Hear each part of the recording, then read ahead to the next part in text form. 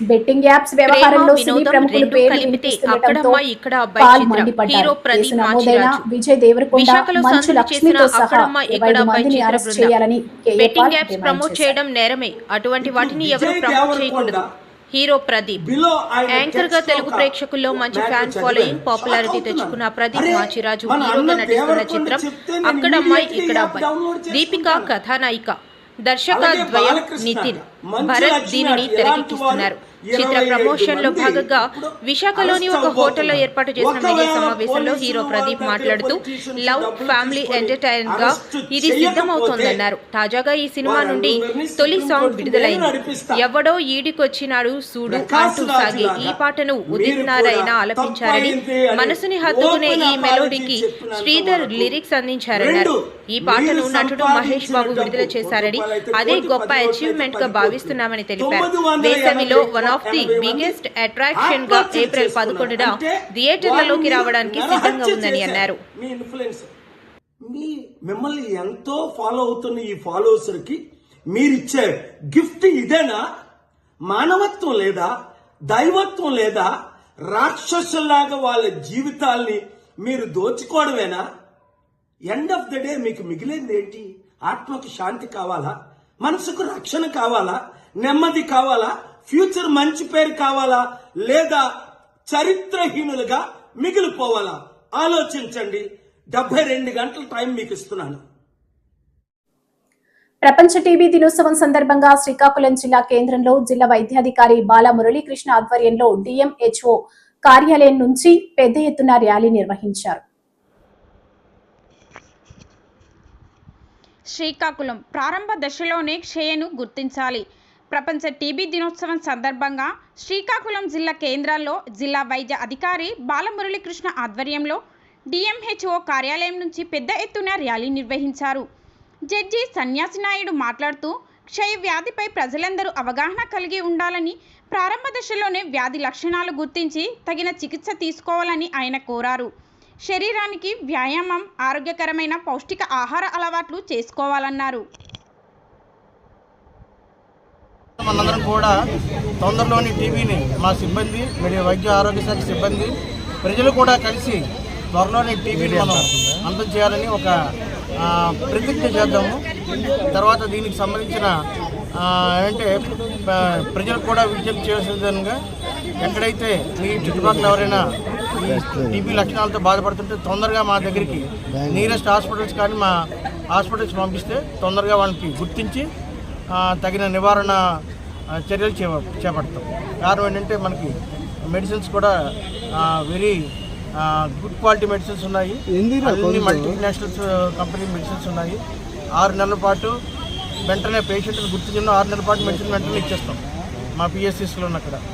అయితే ఈ ప్రజలకి తర్వాత ఏంటంటే టీబీతో ఉన్న పేషెంట్స్కి నెలకి 500 రూపాయలు చొప్పున 6 నెలల పాటు డైరెక్ట్గా వాళ్ళ అకౌంట్లోనే కేంద్ర ప్రభుత్వం డబ్బులు వేయడం జరుగుతుంది. ఇవన్నీ దృష్టిలో పెట్టుకొని అందరూ కూడా మనం అందరూ కలిసికట్టుగా ఈ టీబీని నివారిద్దాం. మన దేశం నుండి మనం పోలియో ఆల్రెడీ మనం పారద్రోలేం. మన దేశంలో ఇప్పుడు పోలియో లేదు, అలాగే నియోనేటల్ టెస్ట్ లేదు. అందువల్ల ఏంటంటే ఈ టీబీలు కూడా త్వరలో నివారిద్దాము. అందరూ అంటే ప్రజలు మనం అంటే మా వైద్య ఆరోగ్య శాఖ ఒకటే కాదు, ప్రజలందరూ కూడా కృతనిశ్చయంతో దీన్ని అందం చేయాలని ప్రయత్నం చేద్దాం. Thank you. ఆరోగ్య శాఖ వారు ఈరోజు ఈ ప్రపంచ క్షయ నివారణ దినోత్సవాన్ని చేపట్టడం జరిగింది. ఇందులో భాగంగా ఈరోజు ఈ ర్యాలీ అని తీసుకోవడం జరిగింది.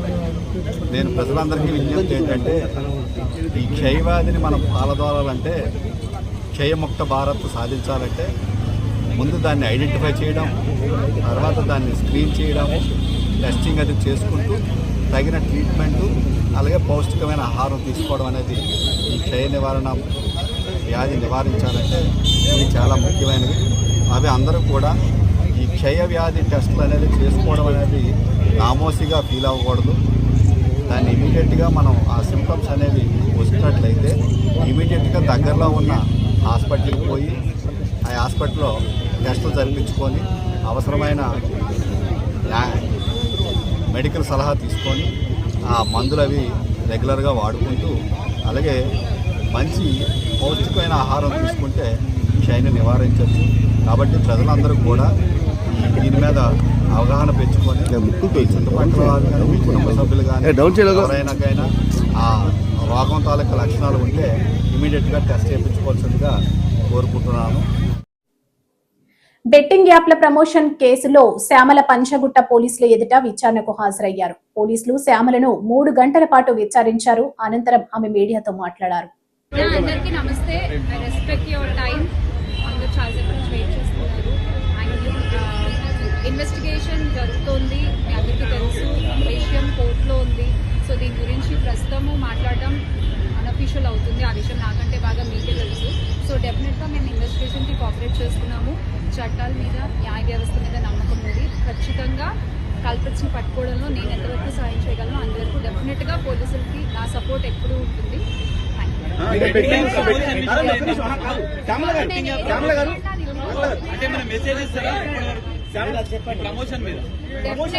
డెఫినెట్ గా ఇది తప్పు. అండ్ ఆ కుటుంబాలకు ఎవరైతే నష్టపోయారో వాళ్ళకు కూడా ఖచ్చితంగా ఆ లోటు ఎవరు తీర్చలేనిది. ఇంకా ముందు ఇలాంటివి ఏమీ జరగకుండా తీసుకోవాల్సిన బాధ్యత మన అందరిపై ఉంది. ఇది ఒక రెస్పాన్సిబుల్ సిటిజన్ గా చెప్తున్నాను.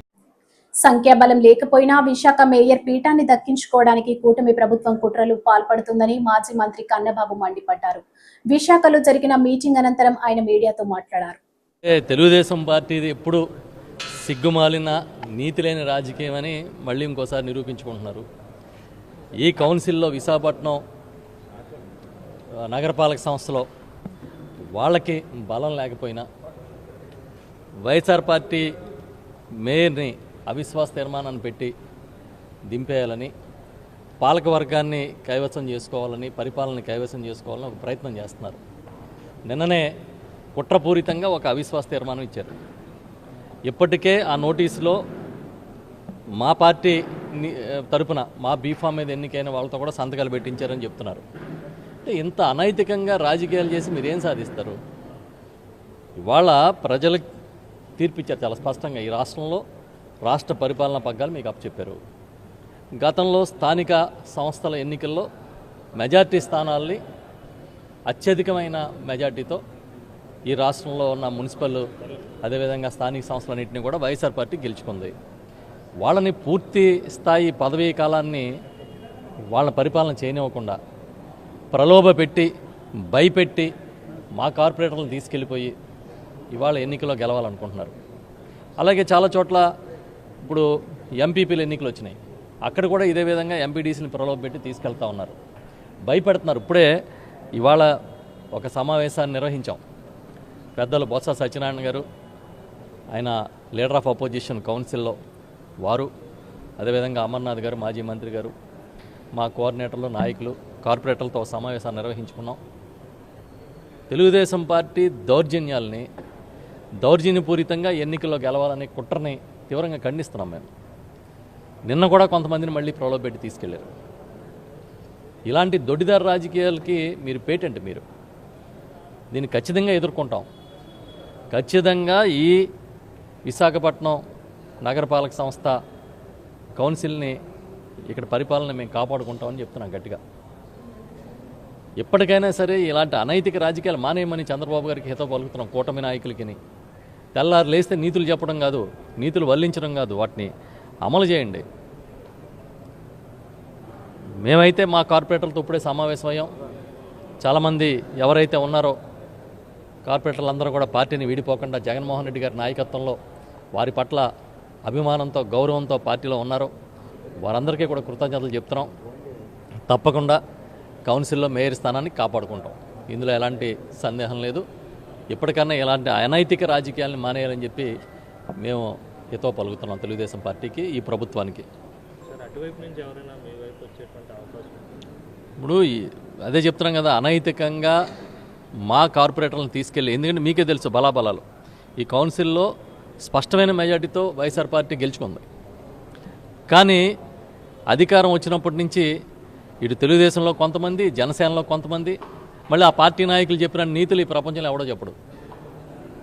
వాళ్ళేదో కొత్త రాజకీయాన్ని తీసుకొస్తామని, రాజకీయంలో మార్పుని తీసుకొస్తున్నామని పెద్ద పెద్ద ఉపన్యాసాలు తప్పించి వాళ్ళు చేసే పనులేంటి?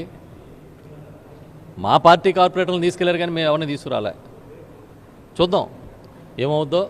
అవిశ్వాస తీర్మానం నోటీస్ ఇచ్చారు. ఆ డేట్ ఇచ్చిన తర్వాత ఖచ్చితంగా వైఎస్ఆర్ పార్టీ దీన్ని నిలబెట్టుకుని తీరుతుందని చెప్పి గట్టిగా చెప్తున్నాం. గడిచినటువంటి పెందుర్తి మండలం 97వ వార్డు చినముషిడి వాడ సర్వే నెంబర్ 113 ప్రభుత్వ స్థలం ఆక్రమించి నిర్మాణాలు జరుగుతున్న స్థలాన్ని పరిశీలించిన మాజీ ఎమ్మెల్యే ఆదిప్ రాజ్. ఏదైతే ప్రధానంగా సూపర్ 6 అనేటువంటి హామీ ప్రజలకు అమలు చేస్తామని చెప్పి వచ్చి ఏ ఒక్క హామీని నెరవేర్చలేదనుకుంటే అందరికీ కూడా తెలుసు. ప్రజలకు సంబంధించినటువంటి మంచిని కానీ ప్రజాపాలన కానీ పూర్తిగా పక్కన పెట్టి ఇవాళ ఏ రకంగా ప్రభుత్వ భూముల్ని దోచుకోవాలి, ఏ రకంగా ప్రభుత్వ భూములన్నింటినీ కూడా కబ్జా చేసి వాళ్ళు కమర్షియల్గా యూజ్ చేసుకోవాలనేటువంటి ఏకైక భావన తప్ప ప్రజలకు సంబంధించి మేలు చేయాలనుకున్నది ఎక్కడా కూడా ఈ కూటమి ప్రభుత్వంలో కనబడట్లేదు. ఇవాళ మనం చూసుకుంటే ముఖ్యంగా ఇవాళ చిన్నముషిలవాడ జీవీఎంసీ పరిధిలో ఉన్నటువంటి చిన్నముషిలవాడ గ్రామంలో సర్వే నెంబర్ 113లో ఉన్నటువంటి సుమారుగా 13 సెంట్లు 10 నుంచి 13 సెంట్లు మధ్యలో ఉన్నటువంటి ఈ భూమిని కబ్జా చేసి కాలమ్స్ వేయడం కూడా జరిగింది. మీకు గుర్తుందో లేదో, వైఎస్ఆర్ కాంగ్రెస్ పార్టీ ప్రభుత్వం హయాంలో కూడా ఇక్కడ ప్రభుత్వ భూమిలో ఒక షెడ్ కడితే దాన్ని వెంటనే మేము డిస్మాంటిల్ చేయించడం కూడా జరిగింది. డిస్మాంటిల్ చేయడమే కాకుండా అప్పుడు ఉన్నటువంటి డిప్యూటీ కలెక్టర్ గారు కూడా వచ్చి ఇది ప్రభుత్వ భూమి, ఆక్రమదారులు ఎవరు కూడా దీని జోలికి రాకూడదని చెప్పి బోర్డును కూడా పెట్టడం జరిగింది. ఆ బోర్డును పీకి వేసి మళ్ళీ షెడ్లు వేసి ఇవాళ షెడ్లను కూడా తీసి ఏకంగా కాలమ్స్ వేసి ఒక కళ్యాణ మండపమో కమర్షియల్ కాంప్లెక్స్ కట్టేటువంటి పరిస్థితికి వచ్చారు అంటే ఇవాళ అధికారులు ఏం చేస్తున్నారని చెప్పి మేము అడుగుతున్నాం. నేను ఎంఆర్ఓ గారితో కూడా మాట్లాడాను.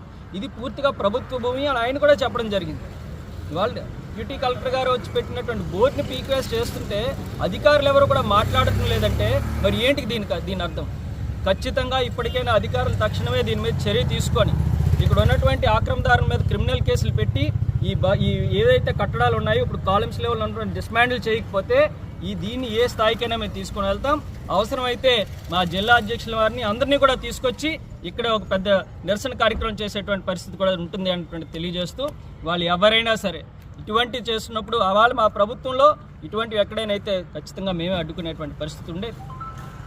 ఖచ్చితంగా ఇటువంటిది మరి ఎవరైతే కూటమి నాయకులు ఉన్నారో ఇటువంటి కబ్జాలకు పాల్పడుతున్నారు ఏ పార్టీ అయినా అవ్వనివ్వండి, కూటమి నాయకులనే కాదు ఏ పార్టీ అని రెస్పెక్ట్ ఆఫ్ పార్టీస్.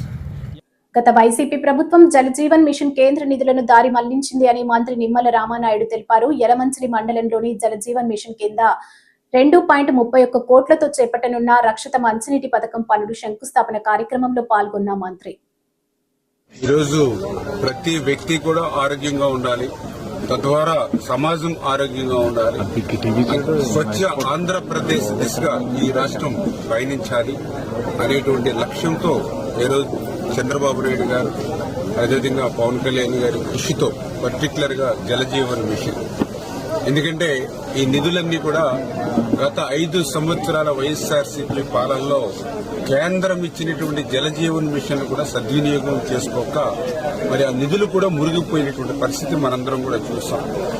కేంద్రం ఇచ్చేటువంటి జలజీవన్ మిషన్ నిధులకు రాష్ట్ర ప్రభుత్వంగా తన వాటా చెల్లించకపోవడమే కాకుండా కేంద్రం ఇచ్చినటువంటి నిధులను కూడా దారి మళ్లించినటువంటి దుర్మార్గమైనటువంటి ప్రభుత్వం గత ప్రభుత్వం.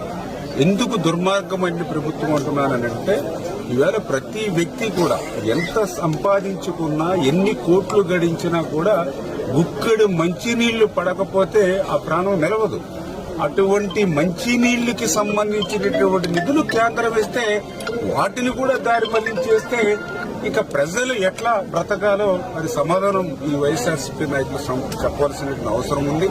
అందుకే మళ్లీ ఈ రోజు చంద్రబాబు నాయుడు గారు పవన్ కళ్యాణ్ గారు కృషి చేసి జలజీవన్ మిషన్ కి సంబంధించినటువంటి ఆ టైం కూడా మరి అయిపోతే మళ్లీ నరేంద్ర మోడీ గారిని రిక్వెస్ట్ చేసి 2027 వరకు కూడా ఈ జలజీవన్ మిషన్ సమయం పెంచడం ద్వారా ఈవేళ మళ్లీ ఆంధ్రప్రదేశ్ రాష్ట్రానికి మరి ఈవేళ మళ్లీ నిధులు తెచ్చుకుంటున్నటువంటి పరిస్థితి. మరి అటువంటి నిధులలో భాగంగానే ఈరోజు ఇప్పుడే చూసాం మనం ఎలమంచిలి మండలంలో ఇప్పుడే కాజా మరి వెస్ట్ గ్రామానికి సంబంధించి 1,10,00,000 రూపాయలు, కాజా ఈస్ట్ గ్రామానికి సంబంధించి 66 లక్షల రూపాయలు, ఓటాడ గ్రామానికి సంబంధించి 55 లక్షల రూపాయలు. ఇవన్నీ లక్షలు అంటే దగ్గర 2,31,00,000 రూపాయలు ఈ 3 గ్రామాలకి ఈ రోజు మేము శంకుస్థాపన చేశాం జలజీవన్ మిషన్. మధురవాడలోని బోరవానిపాలెంలో స్క్రాప్ దుకాణంలో జరిగిన అగ్ని ప్రమాదంలో మంటలను సిబ్బంది అదుపులోకి తీసుకొచ్చారు. అగ్నిమాపక అధికారి శ్రీనివాసరావు ఆధ్వర్యంలో సుమారు 18 మంది సిబ్బంది పాల్గొన్నట్లు ఆయన తెలిపారు.